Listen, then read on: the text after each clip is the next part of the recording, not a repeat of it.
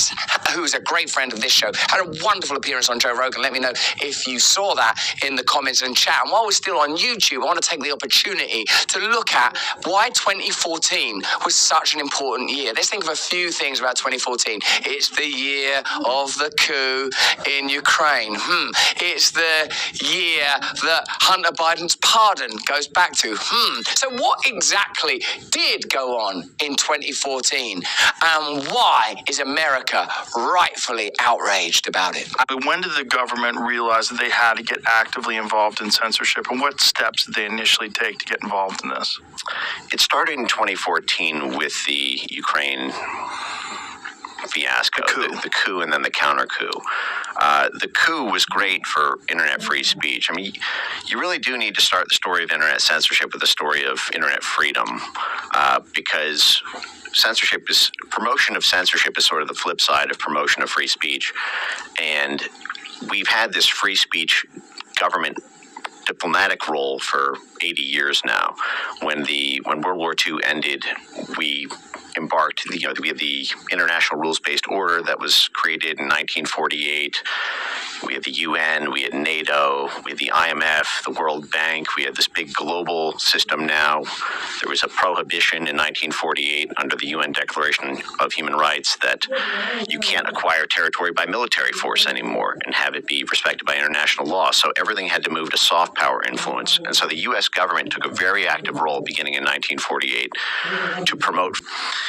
And then the whole Wisner's, Wurlitzer, State Department, CIA apparatus, all the early partnerships with the media and the war machine around propaganda for World War II continued through the Cold War. And then that hit the gas with promotion of free speech on the internet when the internet was privatized. It was initially a military project, so it was a government operation from Jump Street. And then in 1991, the World Wide Web came out, civilian use. And right away, with the State Department, the military, our intelligence sphere was promoting free speech so that we could have a basically government pressure on foreign countries to open up their internet to allow basically groups that the U.S. government was supporting to be able to combat state control over media in those other countries. So we already had this sort of deep interplay between government, tech companies, universities, NGOs that dates back 80 years. If you look at the evolution of NGOs like Freedom House or the Atlantic Council or Wilson Center in promoting these free speech things. So, but what happened is in 2014, we had about 25 years of successful free speech diplomacy. And but the fact is the U.S. did effectively January 6th, the Yanukovych government out of power in 2014. I mean, we literally had our Assistant Secretary of State for Europe and Eurasian Affairs, Victoria Nuland, handing out cookies and water bottles to violent street protesters as they surrounded the Parliament building and ran the democratically elected government out of office. How's the protest going? Do you want some cookies? Do you want some water bottles? I like how Mike Bense calls it January 6th. Like that can become a verb now. One thing you get from listening to him is that Ukraine and Russia and their conflict, whatever it may be, it is not a simple humanitarian intervention from NATO against a criminal regime in Russia. It clearly is a conflict that on one hand has the interests of NATO countries and interests that are masked behind veil after veil of first bureaucracy and then nation. We're looking at repurposed imperialism and colonialism. We've brought you stories before about how Ukraine is ultimately being used to pilot digital post-democratic dystopias through centralized currencies and citizen management, banning trade unions and any movements that might empower the people of that population. But then what happened is the eastern side of the state completely broke away. So we don't respect this new U.S.-installed government. Crimea voted in a referendum to join the Russian Federation. And that kicked off, that sort of set in motion the events that would end the concept of free speech diplomacy as like a U.S. government unfettered good. Because what they argued is we pumped $5 billion worth of U.S. government money into media institutions in Ukraine. That's the figure that's cited by Victoria Nuland in December 2013, right before the coup. $5 billion setting up independent media companies, basically sponsoring Mockingbird style our media assets in the region, and they still didn't penetrate eastern Ukraine.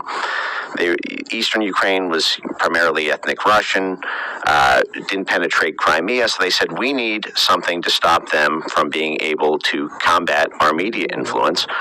And they initially called this the Gerasimov Doctrine, named after Valery Gerasimov, who was this Russian general. They took a quote from him saying, the new nature of war is no longer about military to military conflict. All we need to do is take over the media, get one of our pawns elected as the president, and that president will control the military. So it's much cheaper and more efficient to win a military war by simply winning civilian elections. So that was called the Gerasimov Doctrine. That's what set up the early censorship infrastructure in 2014. 3 years later, the guy who coined that, Mark Galeotti, would write a sort of mea culpa saying, oops, I'm sorry. Gerasimov was actually citing what the U.S. does. But by that point, they'd already renamed it hybrid warfare. NATO formally declared its tanks to tweets doctrine, saying that the new role of NATO is no longer just about tanks, it's about controlling tweets.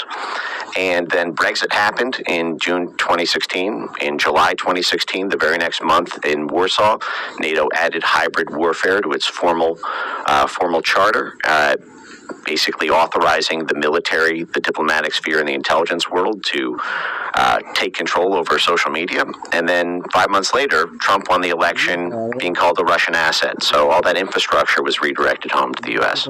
Jesus. In old media, you have a only skin-deep view of politics. The New York Times will attack Rumble and say that Rumble are pushing Russian interests or generating hysteria in order to sell products. With someone like Mike Bense appearing on Joe Rogan, you get a truly subcutaneous perspective of the sinew, fascia, muscularity, and skeletal structures of real power. Instead of looking at the Ukraine-Russia conflict and going, what? Putin? He's a bad guy. He invaded into Ukraine and the Ukrainian people have got to be protected. All of a sudden, you're looking at Operation Mockingbird. You're looking at investment. You're looking at George Soros. You're looking at beneficiaries in big tech investing in advance into Ukraine. You're looking at CIA bases in Ukraine. You're looking at the nexus of power exposed. This is why they want to control your freedom. You have information. You will become a dissident. That's what happened in the recent American election. They could no longer, try as they might, control the American public through late-night talk show hosts deriding Trump and ridiculing RFK.